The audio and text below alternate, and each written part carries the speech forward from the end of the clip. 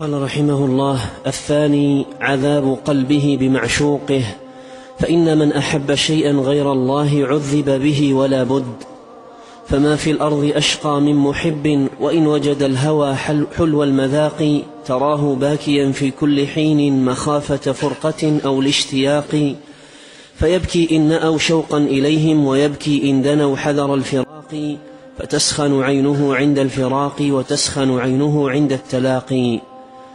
والعشق وإن استعذبه العاشق فهو من أعظم عذاب القلب.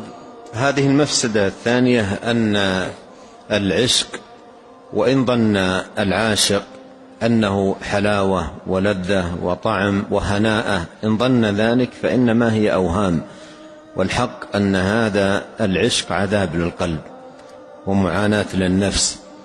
فالعاشق الذي دخل في العشق هو في الحقيقة دخل في نكد العيش وهموم الحياة وغمومها وآلامها وأوجاعها، فهو في عذاب مستمر ما دام في قلبه هذا العشق.